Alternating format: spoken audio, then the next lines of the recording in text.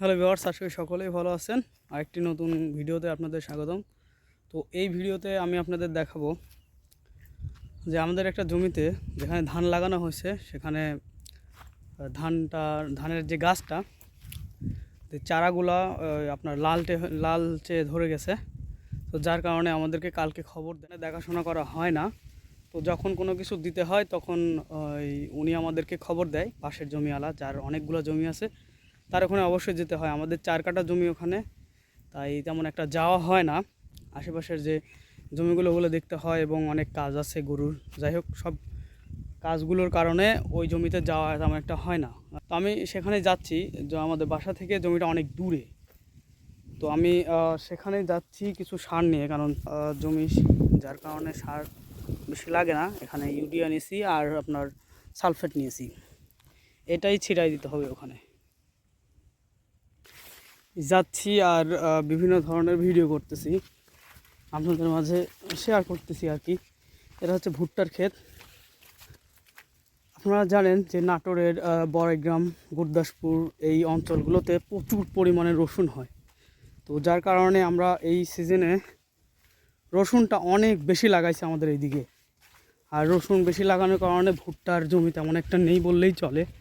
তো ঠিক এখানেও তেমন একটা ভুট্টার চাষ নেই, খুবই কম, কিন্তু রসুনের পরিমাণ অত্যাধিক এবার সবাই লাগিয়েছে। আর এই গাছগুলো রাস্তার ধার, অর্থাৎ আমরা যে জমির আইল বলি, জমির আইল দিয়ে এই গাছগুলো এখানে বসে থেকে অনেকে কাজ করে জিরায় নিতে পারবে।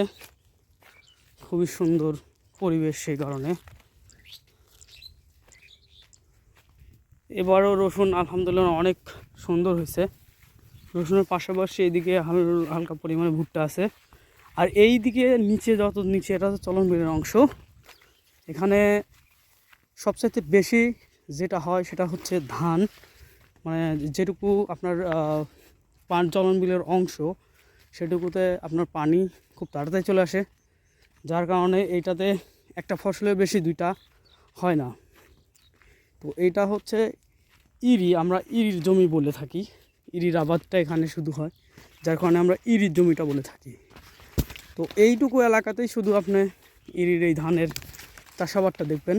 অন্যথায় ম্যাক্সিমাম জায়গাগুলো আপনি দেখবেন শুধু রসুন আর রসুন। এই যে দেখুন, আমরা যেটাকে ইরির জমি বলি, চলন বিলের একদম গভীর অংশ, আমি চলে আসছি। এখানে শুধু ইরির ধান এগুলোই চাষাবাদ করা হয়। আমরা উত্তরবঙ্গের নাটোর অঞ্চলের মানুষ, এই রসুনেই বিখ্যাত। এখানে অনেক সুন্দর রসুন হয়েছে, সেটাই আমি দেখাচ্ছি। আমাদের অনেক ভালো রসুন হয়। আমি তো রাস্তায় হারায় ফেলাইছি, জমি চিনতেছি না। মানে এত দূর জমিটা, চিন্তা করেন, আমি লাগাতার 20-25 মিনিট ধরে হাঁটতেছি, তাহলে কেমন লাগে। এত দূরে এই জন্যই আসাটা হয় না।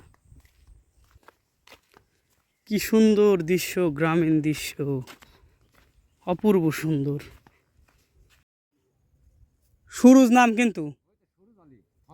হ্যাঁ হ্যাঁ, কুন্ডি কুন্ডি যাবো কোন দিক দিয়ে?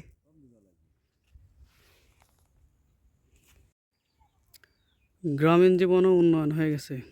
যেটা আগে এই গাড়িটা বইতো গরু মহিষ, এখন বোয়াচ্ছে টেলার দিয়ে। অসাধারণ।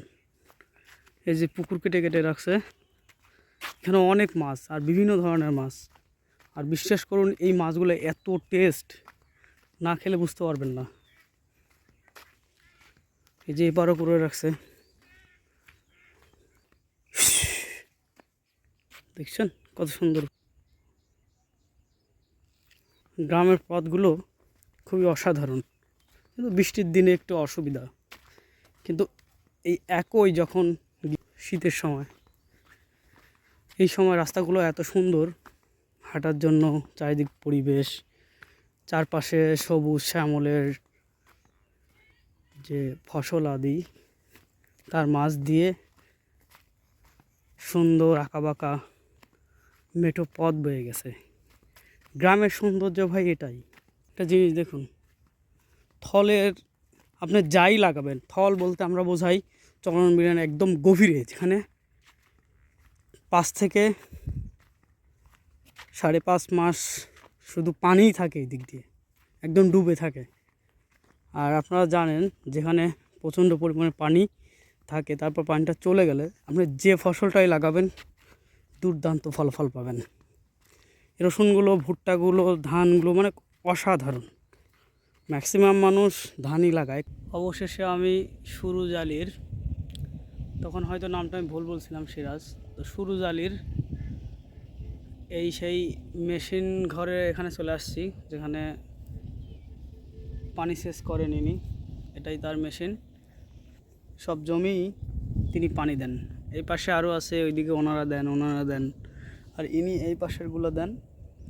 এই পাশে কোথায় যেন আমাদের জমি আছে, সেটা উনি দেখাই দিলে সুবিধা হবে, কারণ আমি তো এই জমিতে একবার শুধু আসছিলাম, কিন্তু এখন ধানগুলো সব কেটে ফেলছে, বোঝা খুবই কষ্টকর, কারণ সব একরকম, দেখুন আপনারা সব একই রকম।